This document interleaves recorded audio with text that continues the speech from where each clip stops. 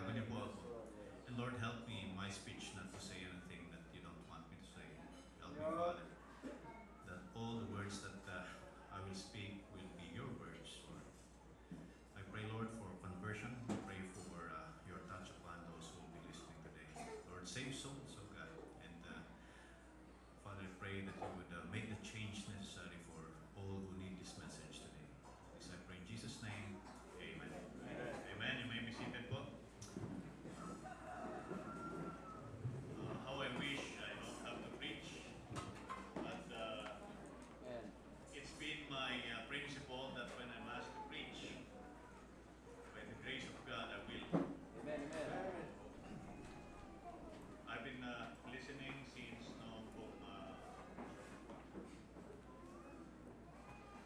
first day. I was actually not physically here first day, last Tuesday. Nandun po ako sa Cebu. Kaya maayong buntag sa mga Cebuano. Buntag. Amen. And even at that moment while listening, the Lord was working in my heart when the moderator was actually making an announcement on the statistics of the attendees na yung full-time meeting na ito. And what struck me was the number of young people. Good, and when I came here, I saw napakaraming young people. It was told, at that time, I'm not sure kung ganun pa rin, but there are 70 single men, 69 single women in this congregation. And that's not counting the younger children. So 18, praise, 18 up. that's only 18 and up who are single. And what you did not know was yung makikinig ko ng announcement that Tuesday morning was actually interrupted by a married man who came over to me. And yung tao po na ito ay binigyan ko na ng counsel noon. Nagkaroon kami ng counseling session, and of course I gave him the gospel. And I met him another time, and this was the third time na nag-usap po kami last Tuesday. So, ang pinag-usapan po namin ay isang napakalaking at napakalagang issue sa kanyang buhay. It's a sin that he committed which drastically changed his life. And that's what I'm going to preach ngayon po umaga. Come on. It was also mentioned that there are 40 pastors, 42 churches represented here. And I know na hindi po ito gaano may papangaral because it's a sensitive issue, a ticklish issue, but it's a sin that's happening all over, even in churches, and sadly even in churches. And just this morning, while I was speaking to Brother Waro, ay lalong na-confirm that this is the message that the Lord wanted me to preach this morning. Brother Josiah talked about, are you a believer? And I just would like to highlight yung last na sinabi niya, in separation. As Christians, we are different. And it should be obvious. Makita po yan. Doctrine of separation is a Bible doctrine. Amen. And Brother Dan spoke on the holiness of the Lord. Psalms 96, the Bible says, "So worship the Lord in the beauty of holiness." In the beauty of holiness. God is a holy God. We cannot worship God without holiness. Yes, sir. Hindi po. Hindi po. Maaaring mangyari yun. You cannot truly worship while living in sin. Right, You right. cannot. Yes. You're just doing actions, but you're not worshiping. Amen. You may be singing words, you may be singing some songs, but you're not worshiping. You even may be preaching, Pastor Joey, Yeah. but you are not worshiping. Yes, sir. Because you cannot worship the Lord while at the same time Yes, living yes. in sin. Yes. Right. Sabi po ni Pastor Ramon when he preached that his prayer is for the whole of Zambales to be one to the Lord. Nung sinabi niya yun, I prayed, Lord, please make a way for this to happen. Amen. Na Amen. mawin po ang probinsya ng Zambales sa Panginoon. Good. But you know what? It will not happen if there is sin in the camp. Right. Yup. Kung meron pong kasalanan na hahadlang na mangyari ang kalooban ng Panginoon, because you cannot effectively witness while living in sin. That's Yes, right. sir. That's true. Amen. You cannot worship while living in sin. You cannot truly worship while living in sin. You cannot effectively witness while living in sin. Yeah. 2 Timothy chapter 3 verse 16 was preached. All scripture is given by inspiration of God. All scripture, lahat po ito. Yup. Amen. Of course, alam natin, rightly divided. But all scripture is given by inspiration of God. It is alive because it came from God, Amen. and it is profitable for first doctrine. Nabanggit po ng preacher natin, ng Pastor Randy, when he said doctrine tells us what is right. In the work where in the work where I am with sa organization po namin, doctrine is very important. In fact, we have doctrinal organizations. Ibig sabihin, meron kaming opisina, organization na ang tanging tinatrabaho ay gumawa ng doktrina, mag-research, mag-review ng doktrina. Ang definition namin sa doctrine, it's the correct, proper, and perfect way of doing things. Amen. Amen. Good. That's doctrine. Yan din po ang ibig sabihin ng doctrine sa Bible. And the Bible gives us doctrine. What is right. Amen. Amen. Amen. And the Bible, the scripture is also given to reprove us, for reproof. What is that? To highlight kung ano yung mali. Sabihin sa atin na, oops, mali yan. At yan po ang isang gagawin ko ngayon. Good. Good. To Good. reprove sin as the Word calls it, as the Word of God calls it. Amen.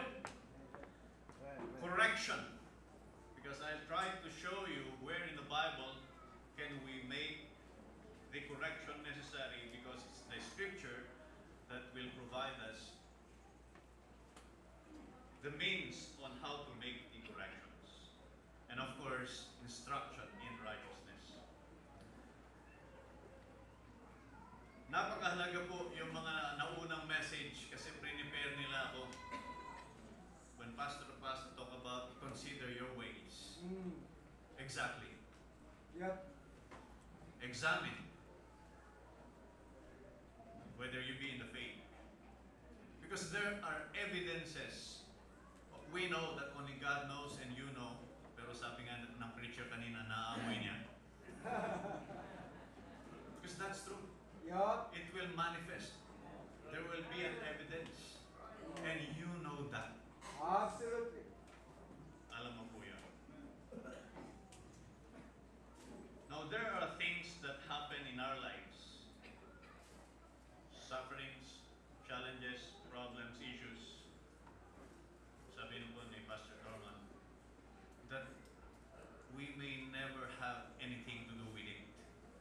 Ibig sabihin, sadyang nangyayari po. The sun rises for the unsaved and the saved.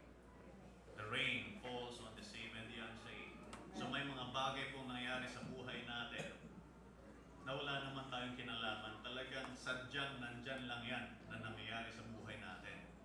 Subalit nais ko pong sabihin na karamihan po ng dinaranas nating problema ay gawa po natin. Consequence po ng maling desisyon natin. Consequence po ng maling ginawa natin. At kaya nga po napakahalaga na nais kong ipahayag ngayong umaga, lalo na po sa ating mga kabataan. Good. And All sins are not the same. Hindi po lahat ng kasalanan ay pareho.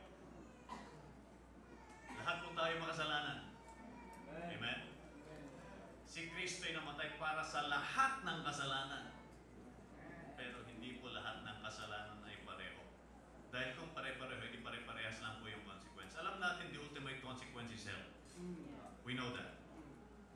But here on earth, hindi po pare-pareho. And that's why even sa ating batas, I believe Attorney can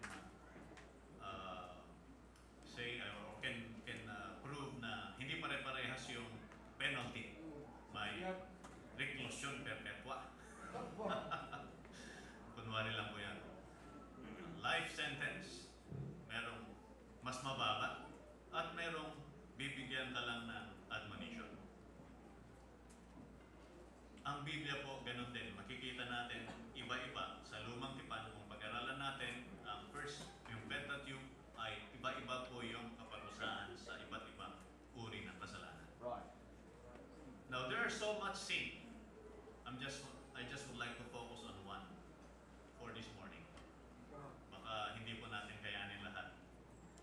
Nais pong buksan natin ang ating mga Biblia sa 1 Corinthians chapter 6 verse 18. And it's going to be a continuation. Inauna lang po yung chapter 7 ni Pastor Chenga. And I think he did it kasi mapapaiksi ngayon yung mensahe. So, ibig sabihin nito ay hindi tayo masyadong magtatagal, hindi kayo masyadong magugutom, kakain din po tayo mamaya. Amen. 1 Corinthians chapter 6 verse number 18, the Bible says, flee fornication. Flee fornication. Amen? Oh, Flee fornication. Amen. I'm going to preach this morning on that sin of fornication. And I said a while ago, not all sins are the same. The consequences of sins are not all the same. Come on. This sin of fornication is such a special kind of sin because of the consequences that is attached to it when you commit this sin of fornication. Amen. Amen. Ladies, when you get pregnant out of wedlock, ganun talaga, buntis ka na. Hindi mo pwedeng bawiin yun. Yes. Yes. Right? And you will carry that all your life. Kaya nga, preach yung 1 Corinthians chapter 7 verse number 1 and 2. It is good for a man not to touch a woman. So binigay mo na po sa atin ni Pastor Chenga yung isa sa mga solutions. I'd like to add more later on. But my message, God's message to us this morning, and it's not just for young people. Alam ko po mahalaga ito para sa ating lahat. Amen. Because in my line of work, there are times that I'm alone and I need God's word. Sexual sin is so prevalent in our society today that it is even parang ano pa nila, how do you say that? Yung gino-glorify pa nila. Right? But let me tell you this. That man that I talked to, that I spoke to, and he's a man, almost lost his career. Oh. Almost damaged yung kanyang family. Muntik na silang maghiwalay, ayaw na siyang usapin ng kanyang asawa. He almost lost his daughter dahil ayaw na rin ipakita sa kanya. And just for one adventure. Wow. Well, I guess, I don't know kung meron pang iba, but that's what he told me. Dahil lang sa isang indiscretion. But that's how difficult this sin is. How dangerous this sin is. Come on, come on. Napakahalaga po na tingnan natin. So 1 Corinthians chapter 6 verse 18 says, flee fornication. Every sin that a man doeth is without the body. Magnakaw ka, wala sa katawan mo yan. But you commit fornication, you commit it with your body. Yup. You commit adultery, same thing, you commit it with your body. Going to look at some verses later on. You lie, that's outside your body. You do things, other sins, other than this sexual sin, it's outside the body. Ang sabi ng Biblia,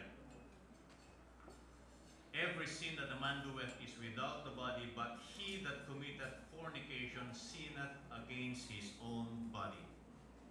You sin against your own body. Napakahalaga po nating tingnan ito sapagkat yung consequence po niya ay matindi po talaga. this verse is the word flee. Ang sabi ng Biblia, resist the devil and he will flee from you. Resist. Kung ipipicture ko po yan sa aking isipan, pag nandito yung diablo, lalabanan ko siya. Resist. Right? Pero bakit dito? Sabi niya, lumayo ka. Tumakbo ka. Flee.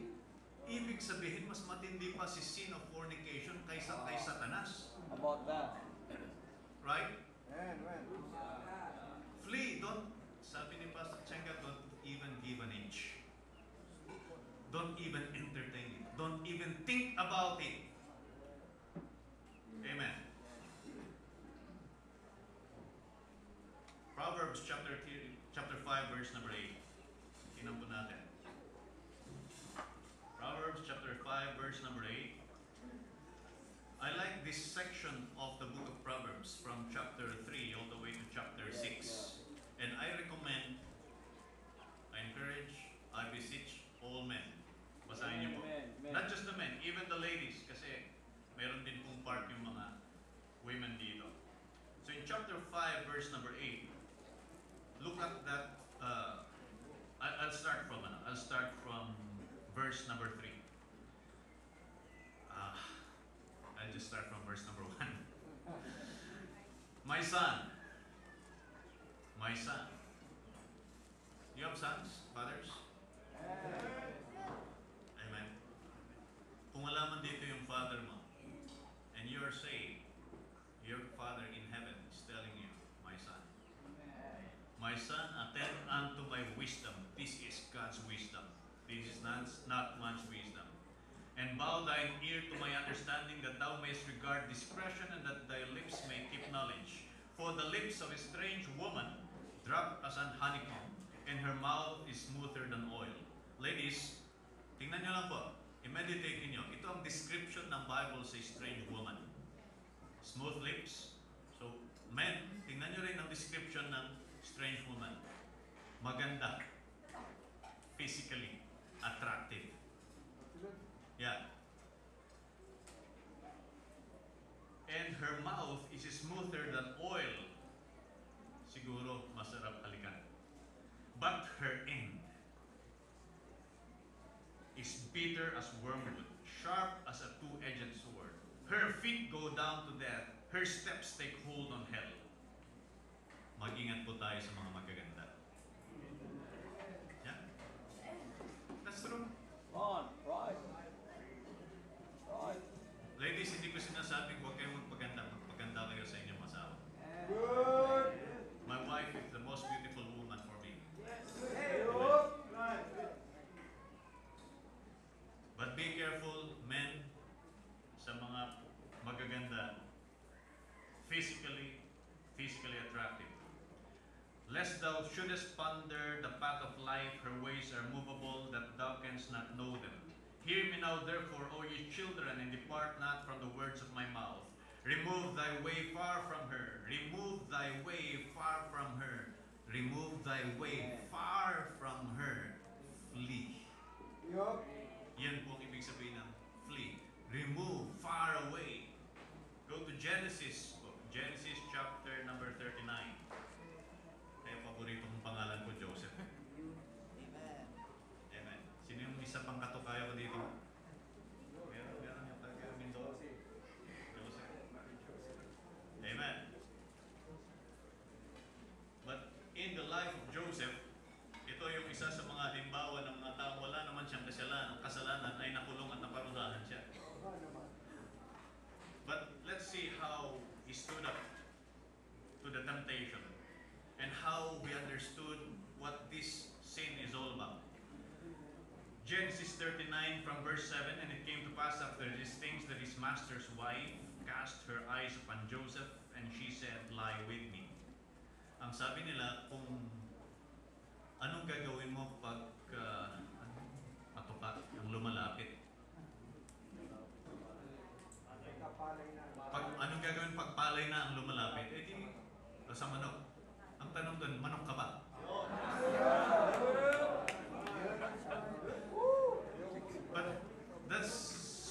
illustration of what's going on. Dito po sa Genesis 39. Lumalapit po yung palay. Ewan ko kung palay nga ba talaga siya. I believe, strange woman ito.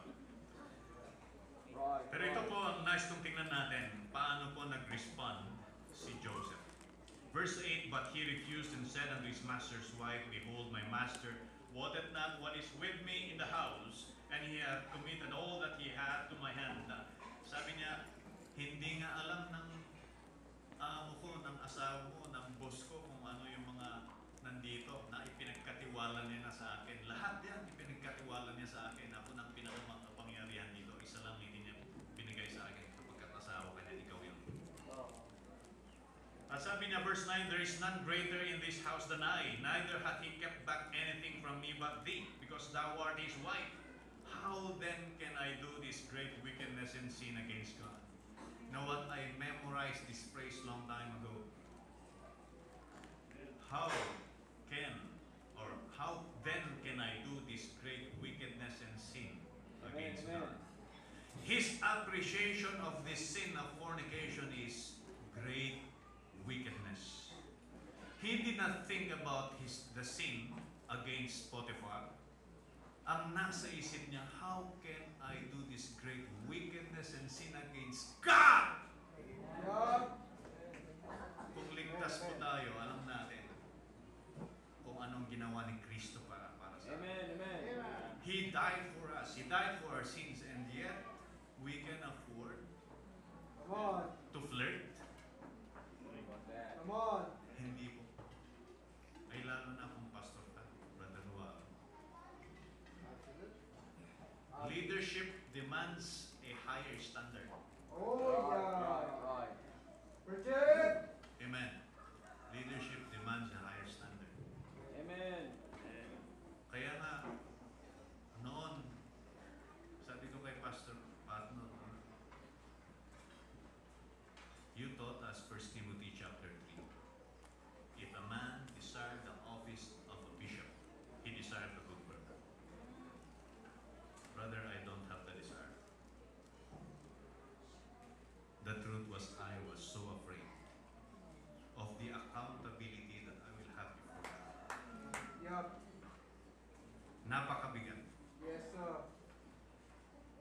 But the principle is the same whether you're a pastor or not. God is still holy. Amen. God still demands that we obey Him. God still demands that we flee from this sin of fornication. Yup. How then can I do this great wickedness and sin against God? And it came to pass as she spake to Joseph day by day that he hearkened not unto her. You know what? Hindi titigil yan eh. Yeah, I remember an experience when I was back in 2000. I was 3 months na doon sa Baguio. Praise the Lord. Kasama ko po yung wife ko. But there's a strange woman there. Hindi pa advanced ang mga cellphone noon. Yung mga moving na message noon, parang ano lang, cartoons. But that wicked woman was sending me. Binubura ko kagad. I don't want my wife to see it. But I go to, kasi ang ginagawa ko noon, pumunta ako dun sa dental office and I would share the gospel dun sa mga dentist. And obviously, she would try to seduce. Hindi niya alam, yung sundalo na nandun, yun ang nasisidus. But there are strange women in this world, young men. Meron po yan. And they're not just out there. They're even in churches. Right. Yup. Kaya nga po napakahalaga yung standards. Maintain the standards. Don't remove the landmark of standards. Yup. Amen. Sometimes we fail. I fail. But we should repent and go back to that landmark. Don't remove that landmark. It's not my standard, it's God's standard. It's the standard of holiness.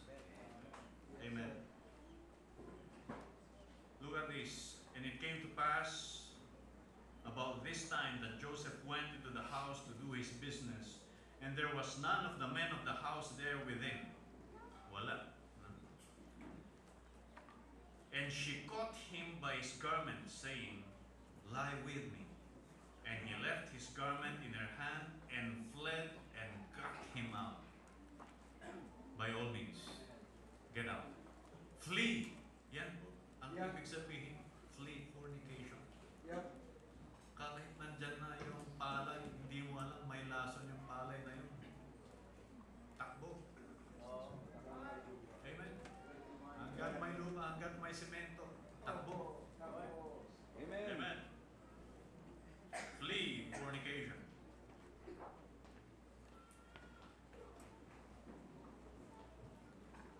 The word flee is a very important word.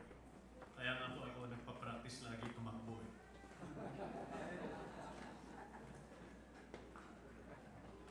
I run to keep myself fit for the service. For 2 services. To serve my God and to serve my country. Praise the Lord for the opportunity to witness.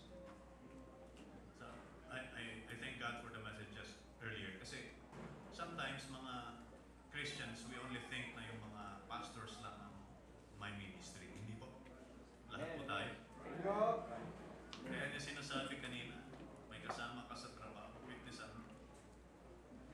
And I just praise and thank the Lord for helping me. Hindi po lagi. Nagpe-fail din po ako. And I regret and repent for those times that God gave me the opportunity and I did not take it. Amen. Nakakalungkot po. But it happened. It happened sa akin po. Not just once, not twice, many times. And I confess that to God, Lord, sorry. Pero wala pong excuse. Walang excuse. Yep. Right. Let's go back to the Lord and Amen. Amen. meditate upon what Christ did for us, what He suffered, kung ano lang mga pinaghirapan niya, pinagdusahan niya para lamang iligtas si unworthy sinner. Kaya kanina, yung inulit-ulit yung Peter, do you love me? Peter, do you love me? Joseph, do you love me? Joseph, do you love me? Lord, you know I love you. Pero I fail eh.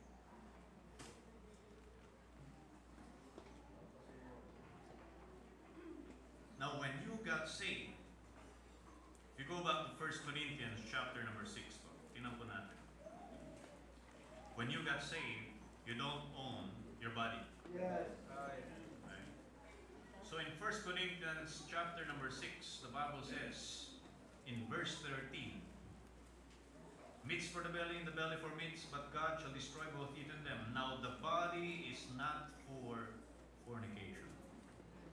Your body, my body, is not for fornication. Amen. But for the Lord. Your body is for the Lord. When you got saved, you don't own your body. Sa Panginoon na yan. And the Lord for the body. Praise God.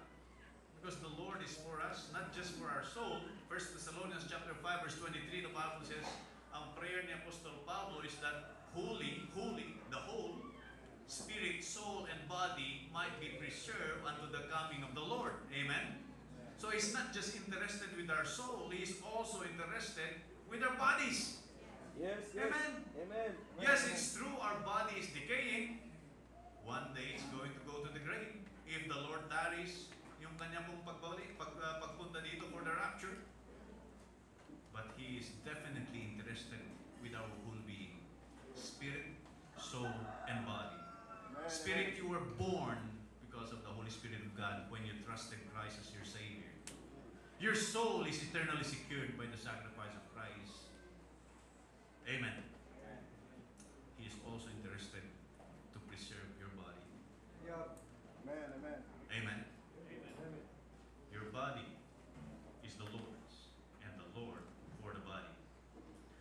Verse 14, and God hath both raised up the Lord and will also raise up us by His own power, showing us the example na kay si Kristo nga mismo, hindi naman iniwanan yung katawan. Right? Even Christ, Verse 15, know ye not that your bodies are the members of Christ? How about that? Yup. Hindi niyo ba alam na ang iyong katawan ay membro ni Kristo? Okay? Shall I then take the members of Christ and make them the members of an harlot? The answer is God forbid.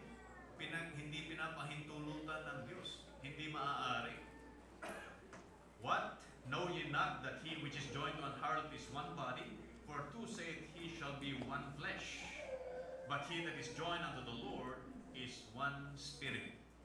Kung ikaw ay nanampalataya, ikaw ay inilagay na sa katawan ni Kristo. 1 Thessalonians chapter 12, verse 13, you are baptized into Christ's body by the Holy Ghost. Ikaw ay naging membro ng katawan ni Kristo. Ikaw ay bahagi na, no? At hindi lamang yun. Sa 1 Corinthians chapter 3, verse number 16, if you look at it, 1 Corinthians chapter 3, verse number 16, know ye not, para nabanggit yung word na ignorance during this meeting, and yun daw yung kalaban natin. That's true. The problem is the ignorance of people. We're ignorant of the gospel, we are ignorant of the word of God, we are ignorant on how to rightly divide the word of truth, we are ignorant of God's holiness, we are ignorant of God's attributes, we are ignorant of the work of the Holy Spirit. Holy. Yun po yung problema.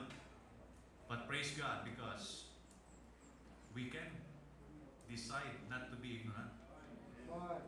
We should not be willingly ignorant. Yup. Yes, amen. Kaya ang sabi po dito, know ye not that ye are the temple of God. So it's not just us being put into Christ's body, but also our bodies becoming the temple of God, and the Holy Spirit coming indwelling us. Fine. And that the Spirit of God dwelleth in you. The Spirit of God dwelleth in every believer. Yan po ang nangyari sa isang mananampalataya. Kaya ang sabi ng preacher kanina, may diferensya. Ang pagkakaiba po ng ligtas at hindi ligtas, yung ligtas may banal na Espiritu ng Diyos. Yung hindi ligtas, walang banal na Espiritu ng Diyos. Kaya hindi po niya maunawaan yung pinag-uusapan natin. Kahit pa may title siyang pastor o reverend o doktor. Tama. Pag wala ang banal na Espiritu, hindi po niya maintindihan ang Biblia. Wala ka mang edukasyon. Mahalaga pong edukasyon, pero kung wala kang edukasyon, hindi po ibig sabihin hindi mo maintindihan ang Biblia basta't meron kang among teacher, ang banal na Espiritu ng Diyos. At willing kang magpaturo sa salita ng Diyos. Amen. If any man defile, remember this, if any man defile the temple of God, him shall God destroy. For the temple of God is holy. See, your body is the temple of God. Your body is where the Holy Spirit comes to dwell. Your body, therefore, being the temple of God with the Holy Spirit in it, is holy. How dare we defile the body by committing the sin of fornication? Yup. Kaya po kakaiba ang kasalanan na ito sa ibang mga kasalanan. Because you sin against your body, which is the temple of the Holy Ghost. Yeah. Salamat po. For the temple of God is holy, which temple ye are. Sabi po ng verse number 17. 2 Corinthians chapter 6, verse 16. 2 Corinthians chapter 6.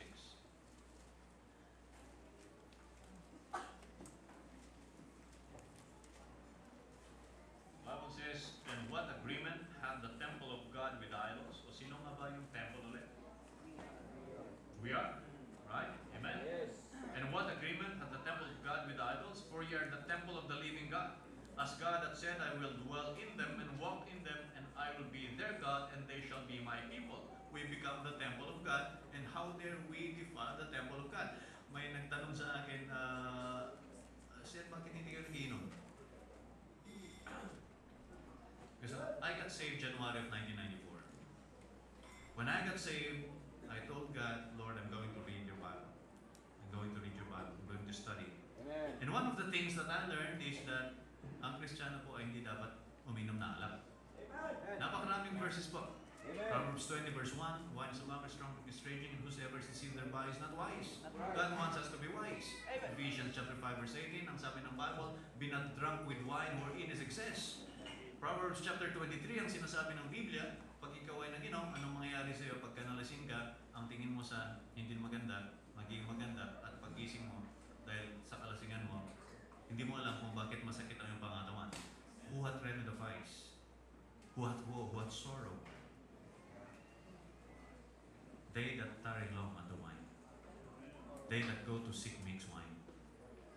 Actually, I made that as my advocacy when I was doing my speech sa isang klase namin. Of course, they did not like it. But praise the Lord, just last Monday night, I was asked again by a young lieutenant, Sir, talaga bang hindi ka nag-inom? Oo, bakit? Hindi nila maintindihan na pwede namang hindi ka uminom na alak. Sa kanila, pag hindi ka nakikisama sa pamamagitan ng Panginoon ng alak, ay hindi ka magtatagumpay sa iyong karera. But I praise and thank God, it's not me, it's not because I'm strong, but it's because the Word of God tells me na ito ang dapat. Same thing po with the sin of fornication. Amen. Pwede po. Otherwise, God would not have told it. Kung hindi rin pala natin magagawa. Amen? It's an instruction. Ephesians chapter 2 verse 19 to 22. Ephesians chapter 2 verse 19. Sabi po ng Bible, now therefore ye are no more strangers and foreigners, but fellow citizens with the saints and of the household of God. But the Howard is no longer a stranger. Brother Thurman is no longer a stranger. And so are we are no longer strangers. When you got saved, ikaw ay naging bahagi of that one human. That body, that one body. Amen. And are built upon the foundation of the apostles and prophets, Jesus Christ Himself being the chief cornerstone. So, ang basihan po natin lahat dito ay walang iba kundi ang Panginoon Jesus. Wala na pong iba. Siya ang cornerstone, siya ang foundation, siya po lahat. Amen. In whom all the building fitly framed together groweth unto the holy temple in the Lord, in whom ye also are builded together for an habitation of God through the Spirit. Can you imagine that? The Most High God, and we, He coming to us, we becoming His habitation. Huh? Only because of what Christ did. Dahil lang po sa ginawa ni Cristo. Now, I'm trying to highlight this so that we can understand why Joseph said, how can I do this great wickedness and sin against God? It's great wickedness. Kaya nga po, ang sabi ng Biblia, flee fornication. I'll give you some points. Point number 1, flee fornication because it is dishonoring. You dishonor your own body when you commit fornication. Proverbs chapter 6 verse 33. Proverbs chapter 6 verse 33. And when you dishonor yourself and dishonor God, especially when you name the name of Christ, ang diba sabi kanina, nabasa po natin kanina, he that nameth the name of Christ depart from iniquity. You name the name of Christ, you have a title in you, Christian. Right? Amen? Tinawag mo ang sarili mo na Christian o tinawag ka niba na Christian, nagpapakilala ka na Christian, how do they know you? Some people, out of ridicule, ay tinatawag nila ako ng kung ano-anong pangalan. Yeah. But that's okay with me. You can call me anything, just don't call me late for lunch. Well, but that's okay. If you name the name of Christ,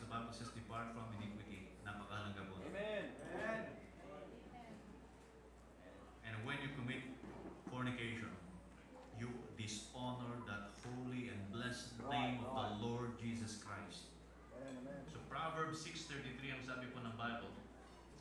I'll start with verse number 30. Just to highlight also yung ano ba yung pagkakaiba ng kasalanan na ito sa iba pang mga kasalanan. Tingnan po natin. In I'll start with verse 27. Can a man take fire in his bosom and his clothes not be burned? Can one go upon hot coals and his feet not be burned? Huwag kang maglaro ng apoy. Kahit na text-text lang yan, hi-hi lang yan, uy, maganda ka ngayon ah. Careful, careful. Men. Thank you, sir.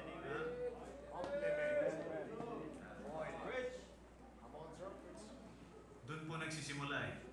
Because by nature, ladies want to be appreciated. Yeah. Sabihin mo yan sa asawa mo. Okay lang. Right. Right. Pero wag po sa iba.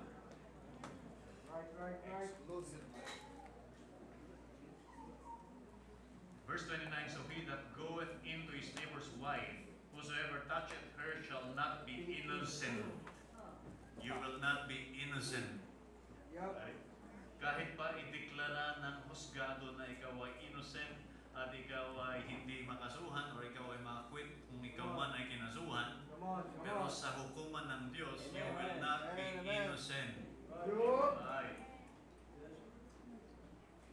Come on. Keep it coming. Then look at this. Men do not despise a thief. Kasalanan bang magnakaw? Of course. Kasalanan. Pero tingnan niyo mo sabi niya. Men do not despise a thief. He steals to satisfy his soul when he's hungry. May mga tao nagnanakaw dahil sa kawalan ng makain. Yeah. But if he be found, he shall restore sevenfold. He shall give all the substance of his house. May penalty pa rin yun. May consequence pa rin yun. There is no excuse for stealing. Yup. Right? Come on. Pero yung mga tao, medyo mas naiintindihan nila. Awa naman, kaya nagnakaw yan kasi tutog, pinagyo, nasunugan, at walang nagbigay, walang naawa sa kanya, kaya dahil sa gutom, nagnakaw. So medyo ang tao, naaawa pa yan. Pero anong sabi ng next verse ko? Come on. But whoso committed adultery with a woman lacketh understanding. Uh-oh. He that doeth it destroyeth his own soul. Yup. You commit this sin, you destroy your own soul. Kaya nga sabi sa 6:18 ng 1 Corinthians, you sin against your own body. Ikaw mismo. Amen. A wound and dishonor shall he get, Right. and his reproach shall not be wiped away. Uh-oh. People will know it. Yup. God knows it, people will know it. And when you dishonor yourself, you also disqualify yourself, especially to the positions of responsibility as either a pastor, a deacon, or an elder sa church. Yup. It's a disqualification. Tingnan po natin. 1 Timothy chapter 3. 1 Timothy chapter 3. You want to be a pastor? It's a good desire. Sabi ng Bible. Come on. This is a true saying. Makatotohanan ito. Sabi ng Biblia. If a man desire the office of a bishop, hindi po ito yung bishop ng Catholic Church, ha? Yup. Hindi yun. Ang bishop ng Biblia, yun po yung pastor sa local assembly, local church. Okay? He desireth a good work. And by the way, hindi rin po yung bishop ng Baptist. Right. Alam mo, may bishop din ng Baptist eh. Kaya bakit ko sinabing bishop ng Baptist yun? Kasi umaakto siya na kagaya rin po ng bishop ng Catholic. Ano ba yung bishop ng Catholic? One who has several parishes under him. Oh yeah. Say it. Instead of just a one local assembly in that certain locality na kanyang pinagpapastoran. Come on. And that's why may isa akong nakitang church sa Cavite, nakalagay doon, pastor, yung pangalan ng big shop. Tapos sa baba niya, congregation preacher. Pangalan ng tao mismo na siyang naglilingkod at nagpipreach at siyang talagang naghihirap na umakay. Siya yung tunay na nagpapastor sa lugar na yon. Pero hindi pangalan niya nakalagay na pastor. I saw that in one of the churches in Cavite. Hindi ko na pangalanan po kasi baka... Pero sabi mo ng Biblia, tingnan po niyo. Ito po yung qualifications ng first ng isang maging pastor. Ano? Verse 2. A bishop then must be blameless. Walang mai-blame sa iyo. Hindi po sinabi dito na sinless ha, kasi lahat po nagkakasala, kasama ang pastor nagkakasala rin po. Hindi po infallible ang pastor. Yup. Wala po siyang ex-cathedra na attribute. Ibig sabihin ex-cathedra, pag nagsalita siya, lahat ay tama. Walang ganon. Walang ganon. Right. Amen. Nagkakamali rin po. Yup. Pero wala kang may blame sa kanya. Ibig sabihin, in all honesty, kung meron man siyang nagawa mistakes, he accepts it and na-acknowledge at ako correct. Pero pag yan ay sinabi niya, hindi ako talaga nagkakamali, ibang level yun. But look at the next qualification. The husband of one wife. The husband of one wife. Isa lang po. Kaya hindi natitingin sa iba. And the preparation to become a husband starts habang bata po po yun. Tama. Amen? Amen. Kaya nga, dun sa Titus chapter number 2, ay sinasabi doon yung mga dapat na, yung tamang doktrina, ano yung mga ini-expect ng Diyos sa mga kabataan.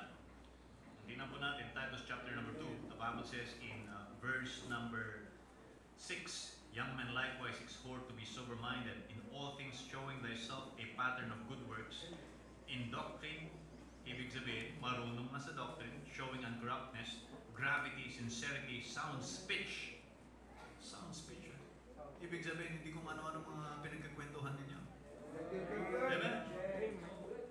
Why? Because the problem is, sa mga maraming kabataan ngayon, hindi lang ngayon, kahit noon pa, nung kabataan namin. Pag nag-ipon-ipon po yung mga lalaki, kabataan, ay kung ano-ano pinagkakwentuhan. And if you're not careful, ladies, mapasama ka sa pinagkakwentuhan. Pag nakita ka nakasuot ng maiksi, pagkakwentuhan ka. Right? Human nature of an unsafe man. Ganun po yun. Kaya mahalaga po itong mga instructions na ito sa atin so that we can avoid itong sin of fornication. Flee fornication because it is dishonoring. It dishonors God. It dishonors the name of Christ especially. Right. How dare we commit this sin? Lalo na nga po, ikaw ay pastor. Opo. Amen. Amen. You know what? In the old times, balikan ko po yung Proverbs, Proverbs chapter number 6. Verse 34. Listen. For jealousy is the rage of a man. Listen. Therefore he will not spare in the day of vengeance. He will not regard any ransom, neither will he rest content, though thou givest many gifts. No, in the sin of thievery, yung pagnanakaw, anong sabi? Sevenfold. Bayaran mo, 7 times kung ano ninakaw mo. Pag ikaw ay gumawa ng ganitong kasalanan. Ha? Hindi pwedeng bayaran yan. Yep. And the jealousy of a man might even create rage that he would even kill you. Yup. Mag-ingat ka. Don't do anything foolish.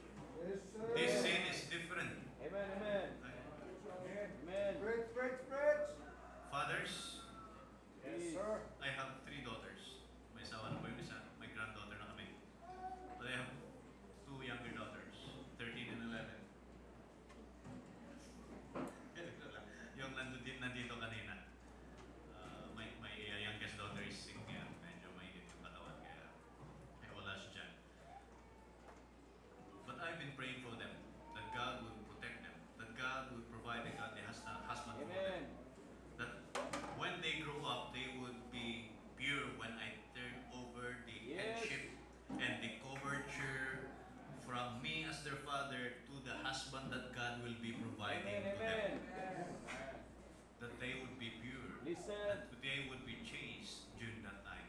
Whose responsibility is that? It's mine. Yes. I am accountable to God to ensure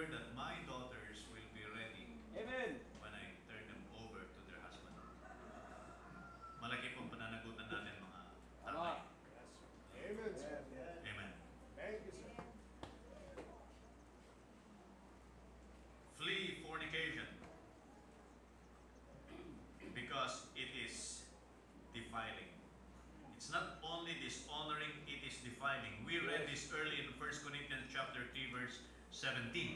Right? Nabasa po natin ito kanina. 1 Corinthians chapter 3 verse number 17. Ang sabi ng Bible, if any man defile the temple of God. So it defiles the temple of God.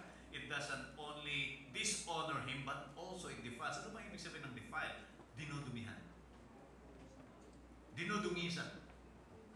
Okay? Hindi po dapat natin gawin yan.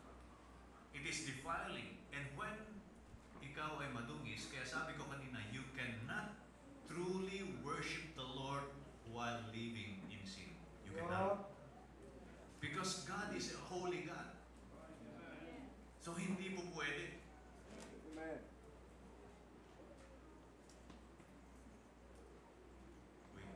Bilisan ko na po.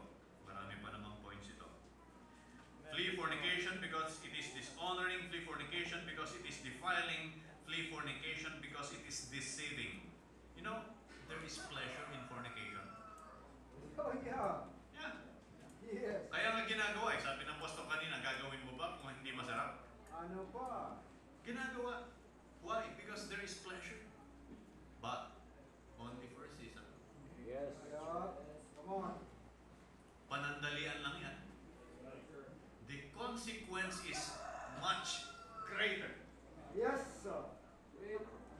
Sa maliit na kasalanan na yan, sa panandaliang aliw na yan, malaki po ang pananagutan mo. And that's exactly what happened to the man I was counseling last Tuesday. Just for a few hours, destroyed him. Warning, warning, warning. Amen. Hindi lamang po yun, actually, we just discharged 2 people. Kasi ang kasama po sa trabaho ko is to implement regulation. We have Republic Act na 6713 for all government officials and employees. Merong nagtatrabaho sa gobyerno dito, huwag niyong kalilimutan. Republic Act 6713. Ano po yun? Ethical standards and public accountability of all government officials. Wow. Look So at dalawa that.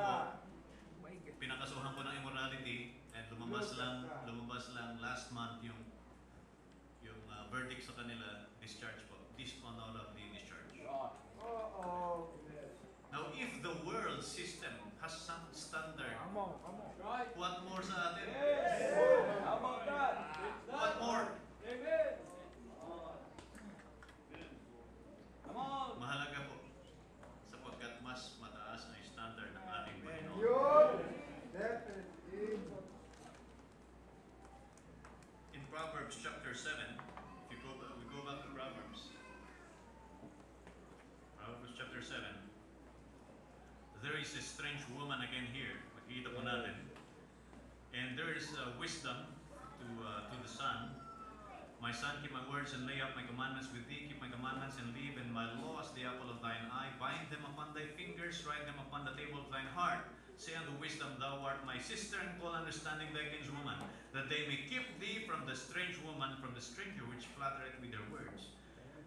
Di ba tatakay strange lagi sinasabi? Ibig sabihin, kilalanin mo yung babae. Men? Young men? Mga binata? Pag manliligaw ka, kilalanin mo, hindi lang sa mukha, kundi sa pag-uugali, kundi sa paniniwala. Amen? Para hindi siya stranger. Okay. Good. For at the window of my house I looked through my casement and beheld among the simple ones I discerned among the youths a young man void of understanding passing through the street near the corner, and he went away to her house in the twilight, in the evening, in the black and dark night, and behold, there met him a woman with the attire of an harlot and saddle of harlot. Attire of an harlot, you may not be one of those who are selling their bodies for money, but look at what you're wearing. Sabi ng preacher kanina, ang pinapakita, ang in-advertise ay yung binibenta. Kung hindi mo binibenta, eh bakit mo in-advertise? Right? Tingnan po natin ang ating pamamagatay. Amen. She is loud and stubborn, her feet abide not in her house, like gusto niya nasa labas. She is not a keeper at home. Now is she without, now in the streets, and light in wait at every corner. And then, sabi po ng verse 13, so she caught him and kissed him, and with an impudent face said unto him, I have peace offerings with me. Religyosa po rin po. So nagsisimba siya. May nagbibigay pa nga ng offering eh. This day have I paid my vows. How about that? Nangako, tinutupad ang pangako. Sabi niya, therefore came I forth to meet thee, diligently to seek thy face, and I have found thee. Alam mo, talagang hinanap kita. Ikaw talaga yung hinahanap mo ngayon. Natagpuan na kita. Brother A. Oh no. Careful. Yup. I have decked my bed with coverings of tapestry, with carved works, with fine linen of Egypt. I have perfumed my bed with myrrh, aloes, and cinnamon. Come, let us take our fill of love until the morning. That's the world's definition of love. When they say love, they talk about immorality. Listen to their music, listen to their songs, listen or watch their movies. Pag pinag-usapan po ang love, it's about fornication. God hates it. Kaya nga po, ang warning po sa atin, mag-ingat po tayo sa ating pinapanood. Mag-ingat tayo sa ating binabasa, mag-ingat tayo sa ating tinitingnan. Amen. One of the things that I did is to remove yung Facebook app sa aking cellphone. Hindi dahil ayaw ko makinig pa kay Pastor Anton, baka tawagin ako Antonite, ano? Hindi yan ang dahilan. Klaro naman. Kundi, ang dahilan, it's not only distracting to me, but alam niyo po yung gadget, ano siya eh, dinesign talaga nila yan to be attractive. Once na pumindot ka ng isa, magsusunod-sunod na yan. At hindi mo na mamalayan, nauubos na yung oras mo, nabubuksan pa ang mata mo sa mga hindi mo dapat makita. That's right. So be careful. Be careful, Amen. little eyes, what you see. Men, we are visual, men. Yes. Tayo po ay na-influence ng ating nakikita. Ladies, normally they are influenced by what they hear and feel. Pero tayo, kung ano nakikita natin. Kaya, ladies, tulungan nyo kami. Amen. Don't be a Bathsheba. Be careful with what you wear. You know what the failure of David was? Nakita niya si Bathsheba at nanood. Sana nung nakita niya, umalis. Umalis. Hindi. Ano? Araw pa pala yung Facebook. Noon pa yun. But these things are serious. You know what happened to David because of that? Anong consequence ng buhay niya? And I'm going to the next point now. Flee fornication because it is deadly. Wow. Take it, take it. Fornication is deadly. Who died? Kanilang anak. Hindi lang yung kanilang anak. Yung isa pang anak. Right? This sin of fornication ay matindi po ang consequence niya. Look at 1 Corinthians chapter number 5, New Testament. Sabi po ng Bible, I'll start with verse number 1. It's reported commonly that there is fornication among you, and such fornication as is not so much as named among Gentiles, that the one should have his father's wife. Matindi. Incest. Yup. And ye are puffed up, and have not rather mourned that he that hath done this deed might be taken away from among you. Taken away. You know that phrase, taken away? Killed.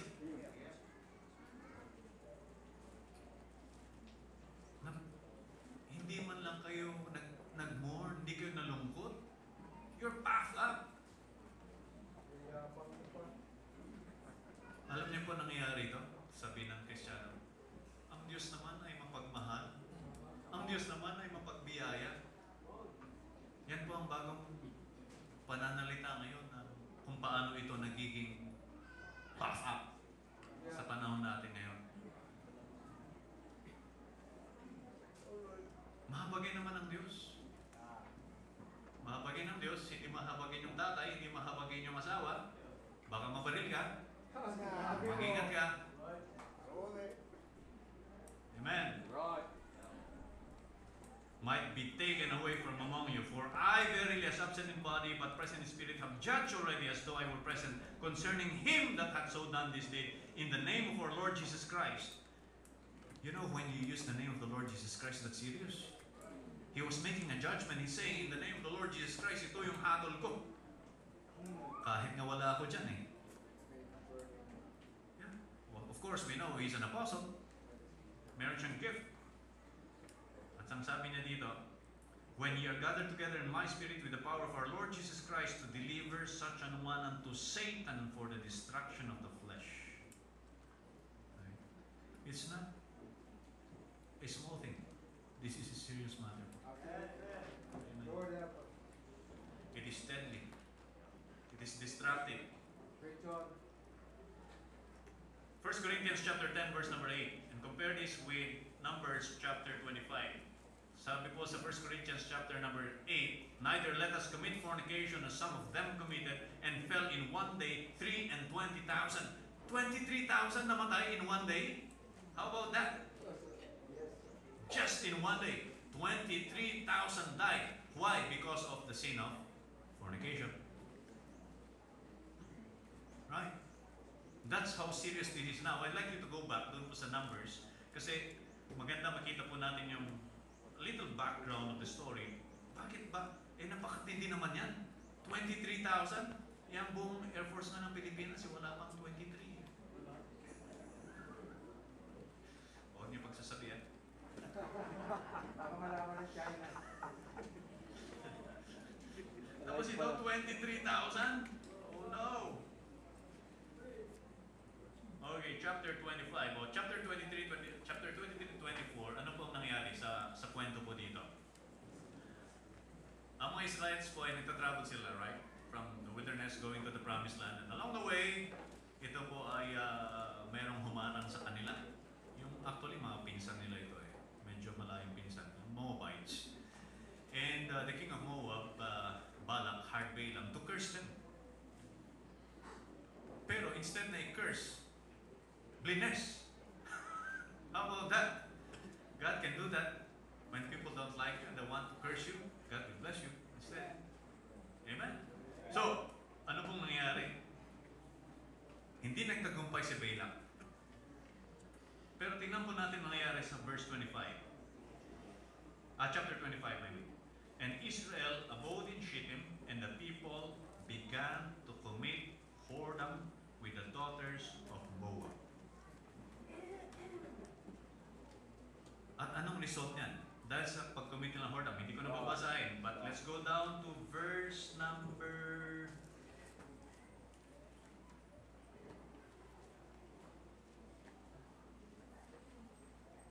Ano po yung kung saan namatay yung 23,000?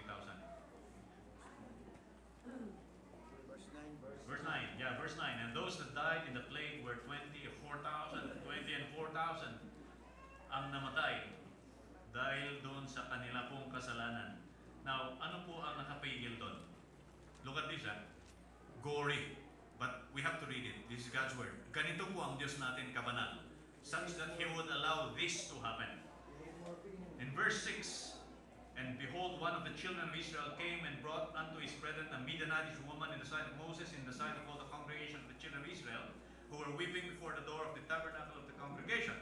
And when Phinehas, the son of Eleazar, the son of Aaron, the priest, saw it, nakita niya na may nag-uwi ng strange woman, okay? He rose up from among the congregation and took a javelin in his hand. Javelin, okay? Sa Ilocano, gayam, sipak. And he went after the man of Israel into the tent and thrust both of them. So pumasok siya dun sa tent kung saan nandun yung dalawa and caught in that, and he thrust the javelin through the body of the man and the woman. Sabi dito, and thrust both of them through the man of Israel and the woman through her belly. So the plague was stayed from the children of Israel. Saka lang tumigil po ng plague. Pinigilan ng Diyos dahil sa ginawa po ni Phinehas. It doesn't have to go that far, kapatid. Absolutely. Flee fornication. Absolutely. Well, Flee fornication because it is dishonoring. Flee fornication because it is defiling. Flee fornication because it is deadly. Flee fornication because it is deceiving. Flee fornication because it is distracting. Right. It destroys the mind. Right? Mag-commit ka ng fornication, it will destroy your mind. Because it will Come on. create guilt. Come on. And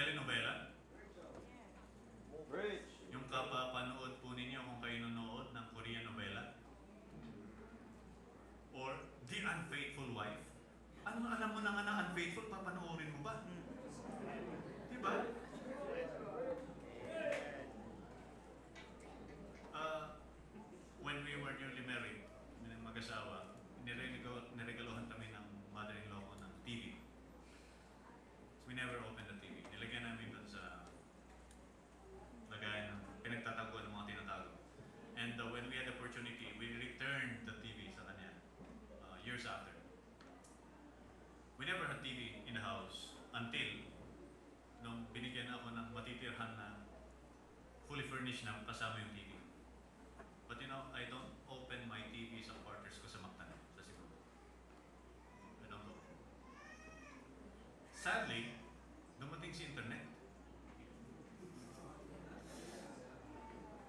Hindi ko nga madala yung TV, yung dala-dala ko naman na cellphone. Nandun din. Pero kasama kasi sa trabaho yun eh. Kaya hindi ko pwedeng alisin yung aking cellphone. Kasi doon ako nagtatrabaho. And many of us do that, right? But let us be careful. Amen. Amen. Let us be careful with what we see. Yes. Kasi doon po nagsisimula. Hindi po naman kagad-agad mangyayari yung fornication eh. Yes. May preliminaries po yan. Alright. So let us be careful with that.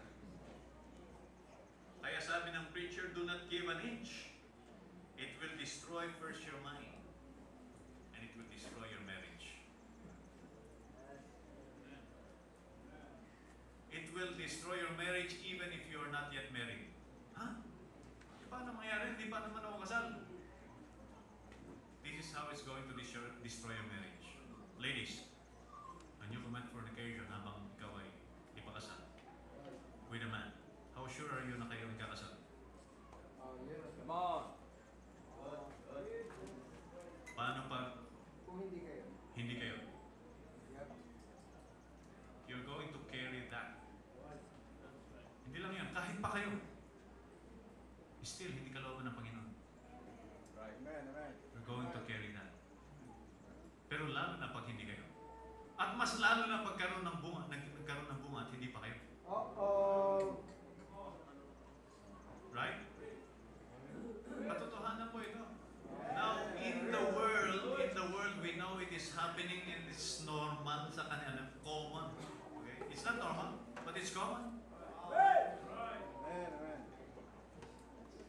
Bumaba yung standard ngayon sa gobyerno ng ano eh.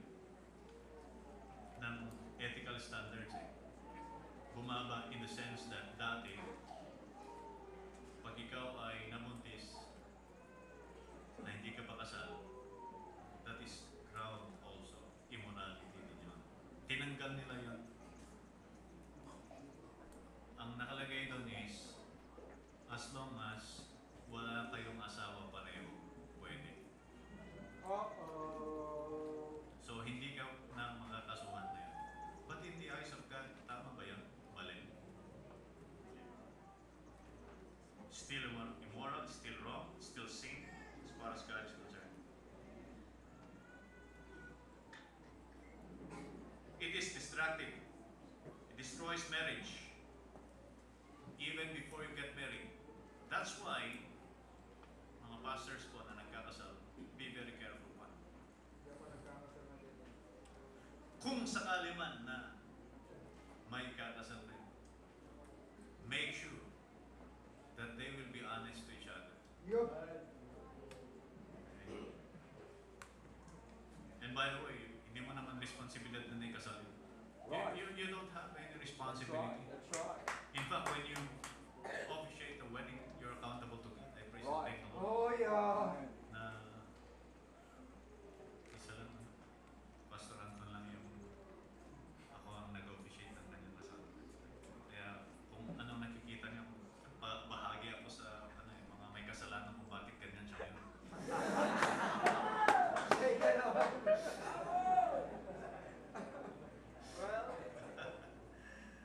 Father Anton, I'm blessed. Okay. Play Amen. fornication, it is destructive. So it is dishonoring, it is deceiving, it is deadly, it's defiling, it is destructive, it destroys your mind, your marriage, and your ministry. Yes. You plan to minister, to become a pastor, to become a preacher. Come on. Be very careful. Ingatan mo na. You will be constantly under attack by the devil, and he will use beautiful women if you're a man. He will use handsome men if you're a woman. Sabi ng Bible, flee fornication, or your ministry will be destroyed. You're already in the ministry, much more so. Yup. Amen. Your ministry will be destroyed in an instant Yes. dahil lang sa kasalanan Help, nito. Lord. Amen.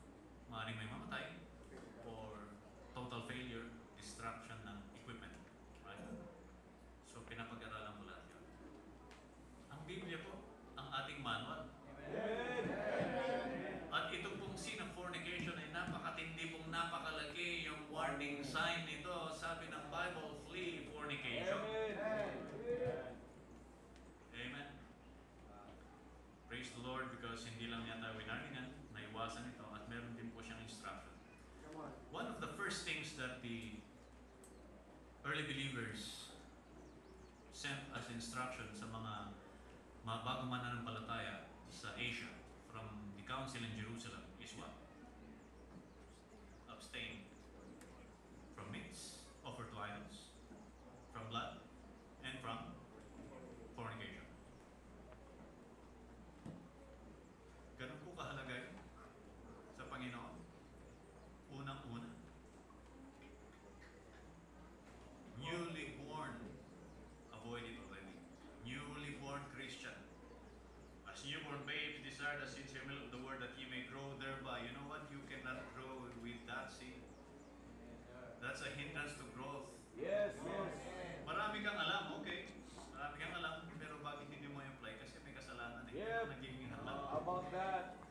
Kaya kailangan alisin po yun. Acts chapter 59. I'll go fast now. Ano? I know I have to be considerate. But Acts 15 verse 20, you write it down. Acts chapter 15 verse 29. Acts chapter 21 verse 35. Yun po yung sinasabi ko kanina. Abstain from fornication. Avoid fornication. Man. In 1 Thessalonians chapter 4 verse number 3. Ito po basahin ko. 1 Thessalonians chapter 4 verse number 3.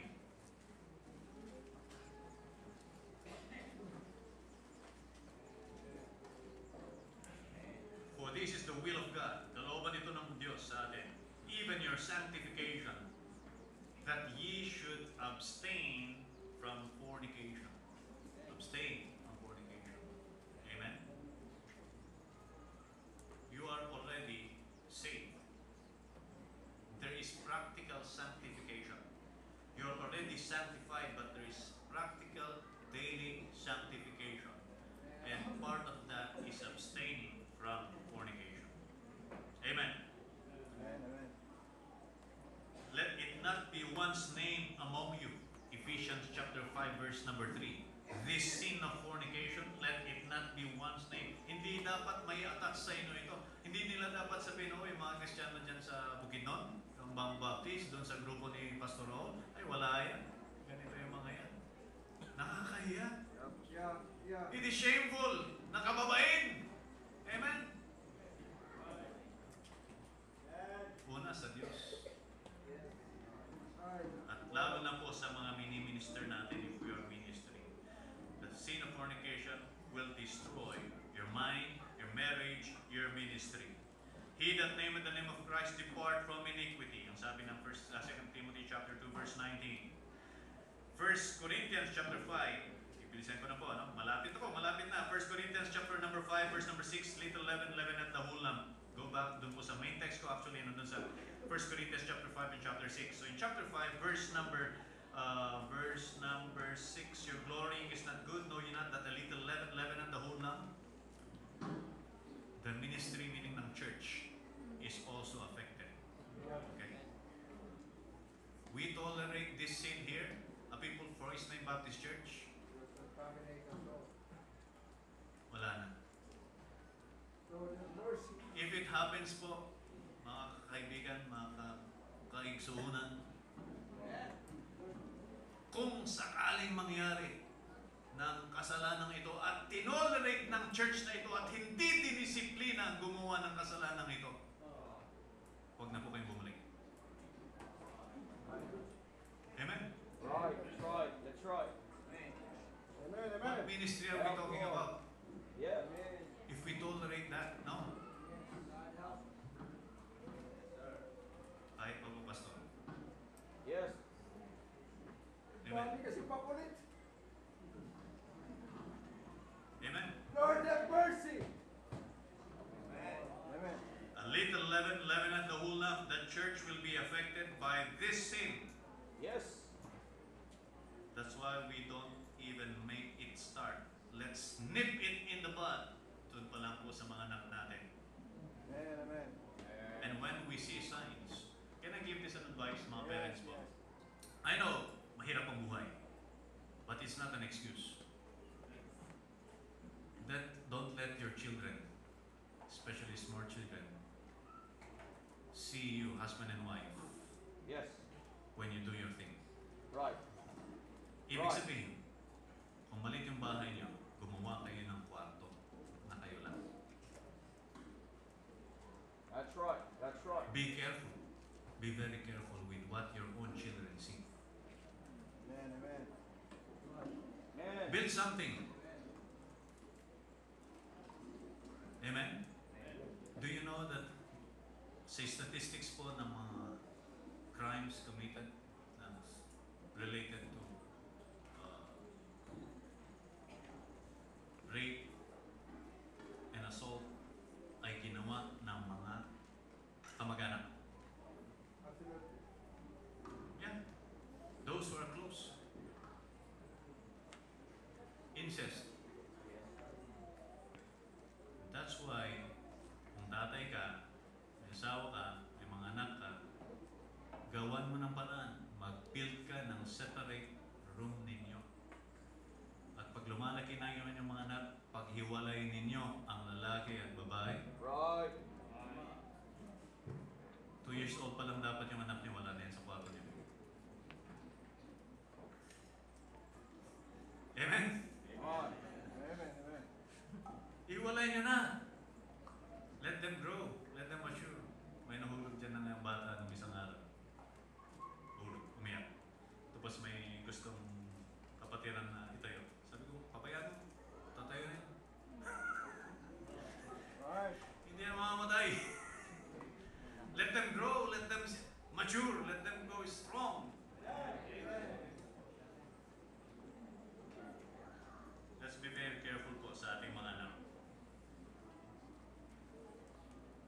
Nabanggit ko yung boyfriend-girlfriend, young people. Bakit ba inuulit-ulit namin ito? Because can't you see the gravity of this thing? Yeah. The seriousness of this thing? Yes, yes, yes, Kaya yes, ito yes. inuulit-ulit. Huwag mong sabihin, hindi mangyayari yan sa amin. May Come on. kuryente yan. Yes. Hawak kamay, kibit-kibit. May kuryente yan. That's right. Kaya sabi ng Biblia, it's good for a man not to touch a woman. Amen. Hindi lang physical touch. Yes. Because you can touch them with your text message, you can touch them with social media, you can touch them by your voice, with your talk, sweet talk. Again, ladies, this is not to degrade you, but by nature, di ba ka nakakita ang papangit ng mga lalaki, ang ganda ng asawa? Pangit ko, di ba? Ang ganda ng asawa ko. Kasi magaling magbola. Kaya huwag kayong magpapabola ko. On. Careful with your gadgets. Think before you click. Think again and again and again. For the ladies, go to Genesis chapter 34. Not only ladies, actually lahat ito. Kasi pati po sa mga tatay. Let's be careful where we bring our families. Genesis chapter 34. I'm talking about, most of you know this, the story of Dinah, the daughter of Leah. Sabi ng Bible, in Dinah, the daughter of Leah, which she bare unto Jacob, went out. She went out to what? To see the daughters of the land. Gusto nyo magkaroon ng kaibigan outside. It's not wrong to have a friend, but choose your friends. Yup. Yes. Amen? And if you're truly a friend and you're a Christian, you tell them the gospel. And you will discover whether they are truly your friends. Amen? Anong nangyari sa kanya? And when Shechem, the son of Hamor, the Hivite, prince of the country, o prinsipe ito, tanyag ito, matipo na ito. May isang prinsipe ngayon na sikat eh. Tingnan ko lang mo. Yeah. May narinig ko yung pangalan eh. Ate. Prince Mati of Brunei, who just got married recently. Si Brother Joe pala, ano rin, nagpa-follow din.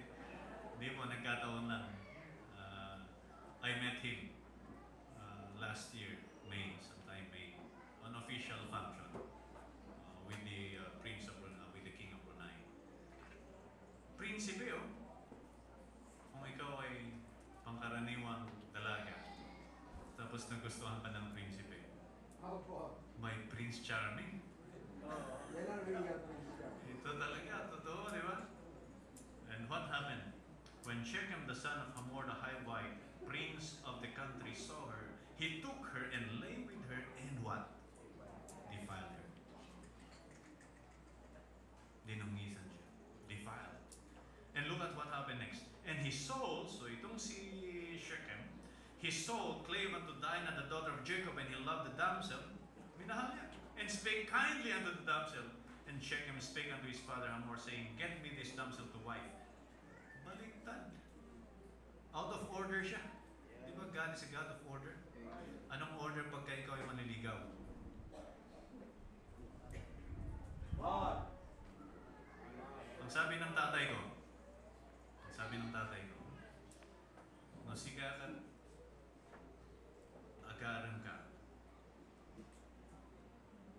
Pag ikaw daw ay manliligaw, na hindi ka nagpapaalam, hindi ka nagpakada ka ni Ama, kasla ka at tatakaw. Para kang magnanakaw. Hindi ka nagpapaalam. Right.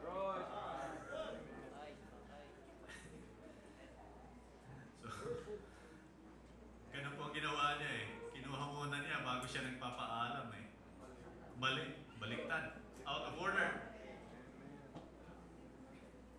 Now, I'm not going to go and read it, but you know, a whole nation was destroyed. Yes.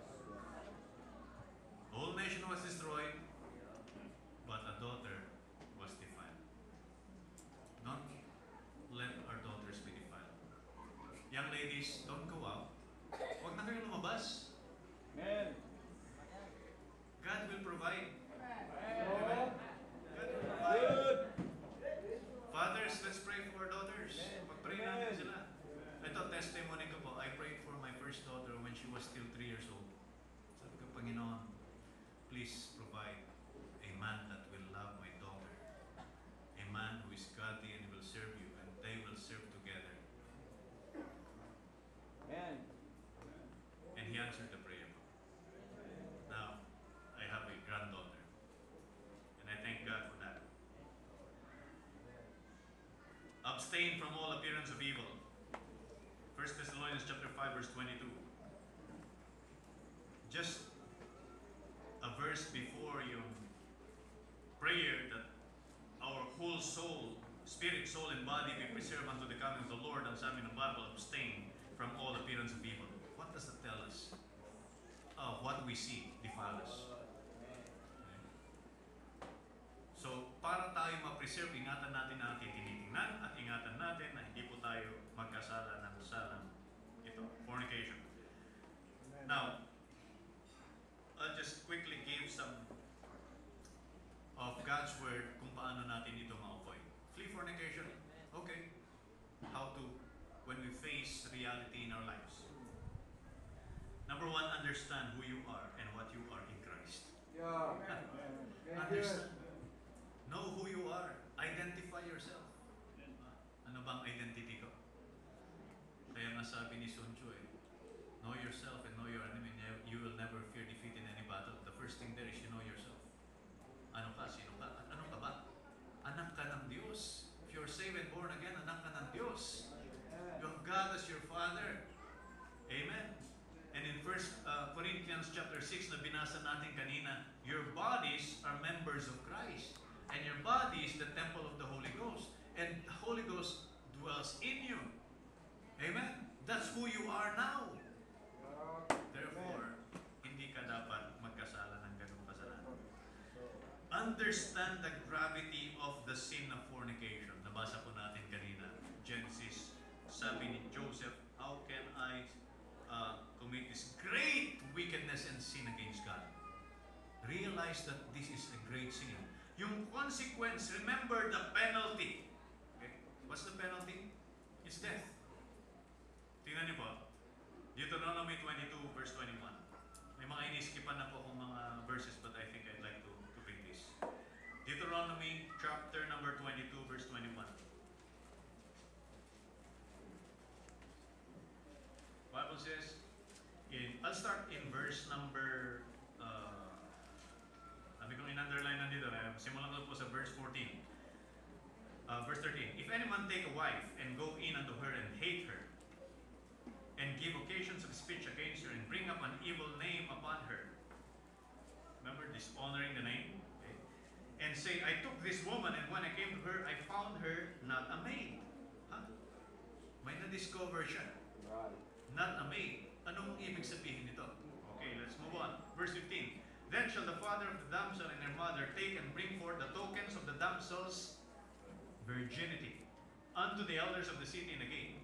Ibig sabihin, may proof of virginity. Of course, hindi ko alam kung meron tayo dito, but in their case, meron sila. May proof. Verse 16, and the damsel's father shall say unto the elders, I gave my daughter unto this man to wife, and he hated her. And lo, he had given occasions of speech against her, saying, I found not thy daughter a maid, and yet these are the tokens of my daughter's virginity, and they shall spread the cloth before the elders of the city. So it's a cloth. Now, ang ibig sabihin po nito, kung ikaw ay maid, hindi po yun maid na katulong. Ibig lang sabihin po nito, dalaga. Okay? Kung ikaw ay dalaga, ang expectation sa iyo ay ano ka? Virgin. Right. And who has the responsibility to prove that you are a virgin? Father. See? Kaya sinabi ko kanina, ang responsibility nating mga tatay is to ensure that our daughters remain pure when we turn them over to their husband. Amen. Verse 18, and the elders of that city shall take that man and chastise him, and they shall immerse him in 100 shekels of silver, and give them unto the father of the damsel, because he hath brought up an evil name upon a virgin of Israel, and she shall be his wife. He may not put her away all his days. Pinarusahan yung lalaki na nag-akusa ng false accusation dun sa kanyang sariling asawa. Okay? But the thing here is, she was accused actually of committing fornication before they got married. That's the thing. And it is a grave accusation. Ganun po katindi yun. And that's why the father, and we ought to protect our daughters, fathers, had to come in and protect his daughter. Ano pong nangyari? Verse number 20. But if this thing be true, and the tokens of virginity be not found for the damsel, then they shall bring out the damsel to the door of her father's house, and the men of her city shall stone her with stones, that she die. Stone to death. Kamatayan po ang kasalanan, ang kaparusahan. The penalty of the sin of fornication is so great. Amen. It's death. Hindi ko po sinasabing pag may nag-fornicate sa inyong mga anak, ay papaboto niya. Ha? Kasi hindi po tayo nabubuhay sa kapanahonan nila. Ang sinasabi ko lang, ganito po katindi ang standard ng Diyos pagdating sa kasalanan ito. And why is that? Tingnan po natin. Verse number, continuation, verse 21. Because, bakit siya papatayin? She hath wrought folly in Israel to play the whore in her father's house. So shalt thou put evil away from among you. It's to put evil away. And similar po ang ibig sabihin dun sa 1 Corinthians chapter number 5 when the phrase is taken away, that he might be taken away from Yes, among you. sir. To put away the evil, because a little leaven leaveneth the whole lump. Amen. If a damsel that is a virgin be betrothed unto a husband, now gustong basahin kasi may contrast po dito ng konti. Ano? If a damsel that is a virgin be betrothed unto an husband, and a man find her in the city and lie with her, then ye shall bring them both out unto the gate of that city, and ye shall stone them with stones that they die. The damsel, because she cried not being in the city. In other words, it is a consensual Yes. act. Fornication. Ganon din. Papatayin din mo sila. Ang reason, so thou shalt put away evil from among you. God wants His church to be pure. God wants His church to be clean. Therefore, we have to impose disciplinary actions when necessary. Right. Amen. Amen. Otherwise, the ministry is destroyed. Wala. What ministry are you talking about? You cannot even clean your own yard. Maglilinis ka pa sa labas. Maglinis ka mo rito sa loob. Amen. Amen. What about ito? May man find a betrothed damsel in the field, and the man force her and lie with her, then the man only that lay with her shall die. Yung rapist lang ang papatayin. But unto the damsel thou shalt do nothing. There is in the damsel no sin worthy of death. Hindi po siya dapat patayin kasi biktima lamang siya. Alright? So understand the gravity of the sin of fornication. So in order to flee from fornication, number one, understand who you are and what you are in Christ. Number two, understand the gravity of the sin of fornication. It is a great wickedness. Penalty is death. Remember the penalty, that's death. And number four, glorify. Remember your purpose, and that is to glorify God in your body. 1 Corinthians chapter 6 po, last verse of the chapter, that they may glorify God in body and in spirit. So hindi naman po spiritual, kundi pati sa ating katawan, we ought to glorify God. Therefore, if God forbids it, don't do it. Amen. E paano pag ginagawa mo na? Stop it. Simple as that. Tigil mo na. Right. Are you not convinced with God's word? Amen, amen. Come on.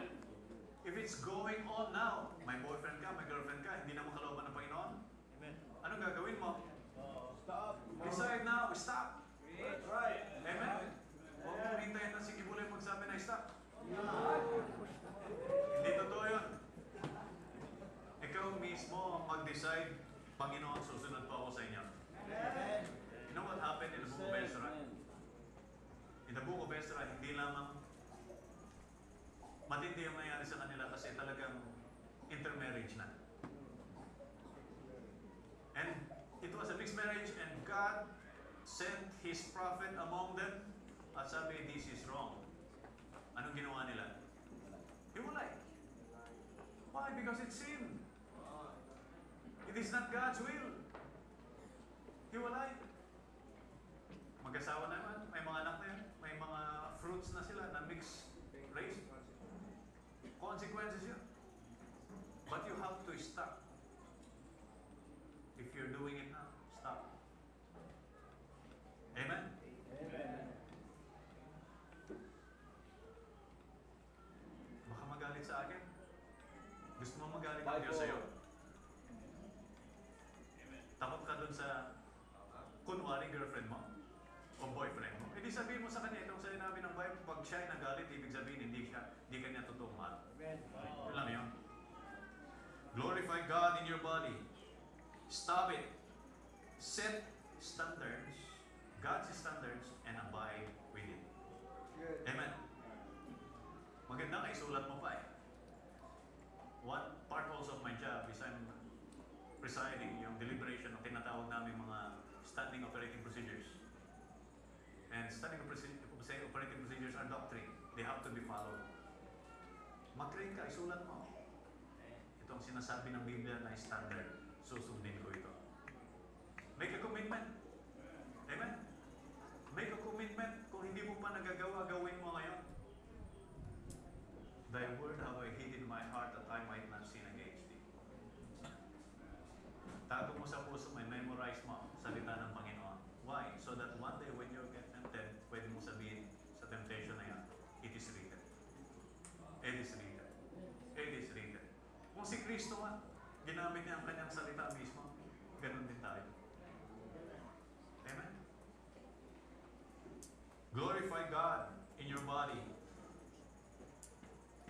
Kung mali, sabi kanina, huwag nang ituloy.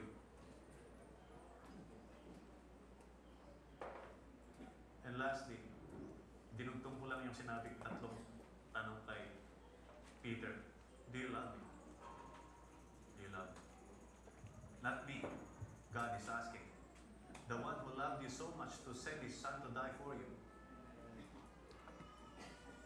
Ipapo sa krus, magdusa sa krus, alipustahin, saktan. Hindi lamang yun. Alam natin, if you have been here long enough, alam mo na hindi lamang doon nagdusa si Kristo. In fact, He suffered there at the Garden of Gethsemane pala. Kaya nga, yung paawis niya doon. And that's where He prayed because in His Spirit, tatanggapin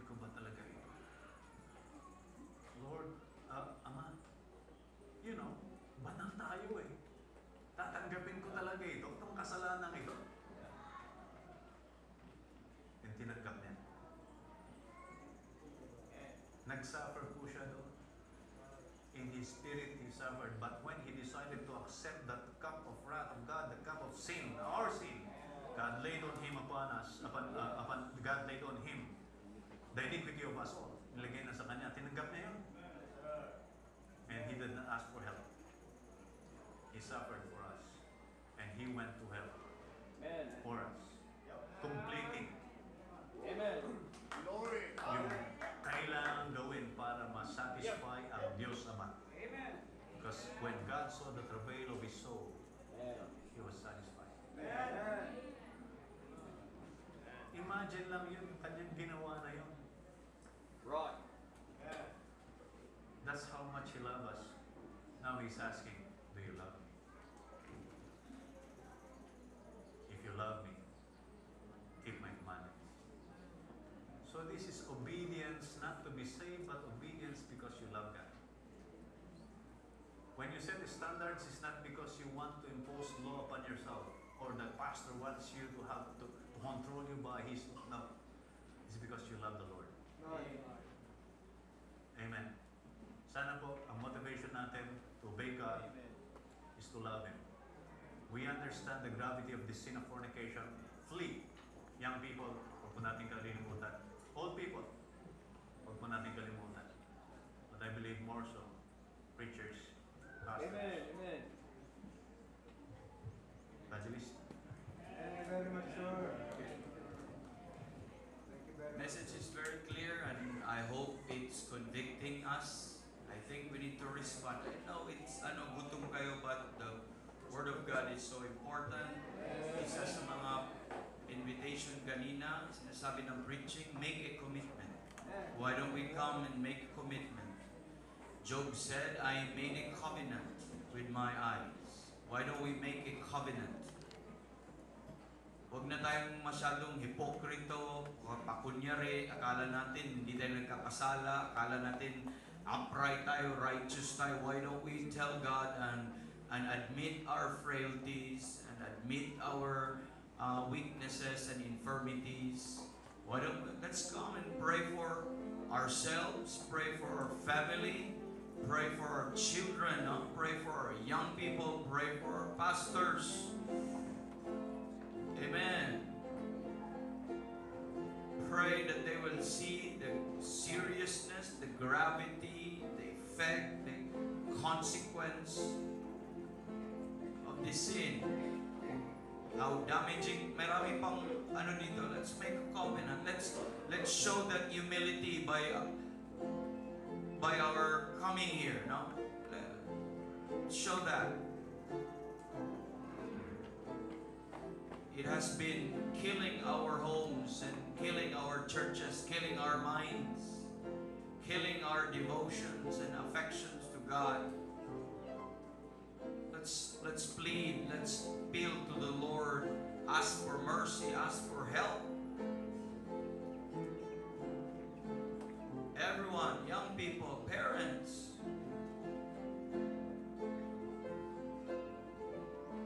let's take time to pray.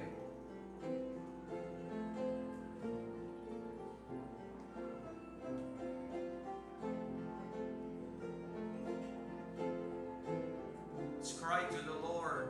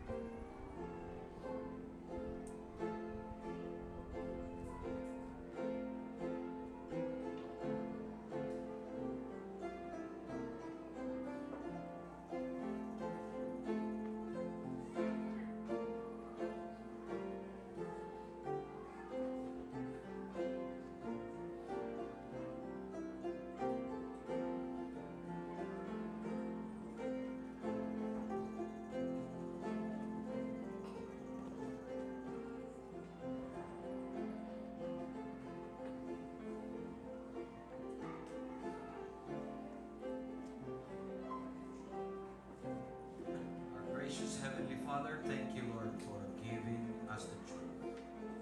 Thank you, Lord, for confronting us of those things, Lord, na we are guilty about.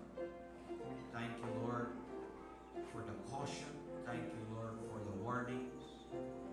Thank you that you have loved us enough, Lord, to send us a preacher to remind us of this very important thing. That many of us, Lord, aming minamaliit, aming ina-underestimate, and even many pulpits, mga churches, nag-soft pedal pag-preaching. Salamat dahil may ganitong meeting. Lalahanan kami, tulungan niyo kami i-take, Lord, ang mensahe na ito sa aming puso. Continue, Lord, to spare our families, spare our testimonies, Lord. Spare our churches, Lord. Spare, Lord, our heart, our minds. It may be dedicated to you, Lord. We pray for young people. I hope they will take this by heart, Panginoon, and apply this in their courtship, apply this message in their marriages. And ganoon din sa aming mga parents, couples, Panginoon. Sana napalalahanan kami, bigyan kami ng stern warning sa danger, sa destructive effect nito, Panginoon, sa aming mga buhay. We bless you. We thank you for the whole morning, Lord. You have blessed us so much. We give you the glory, the thanksgiving. In Jesus' name, amen.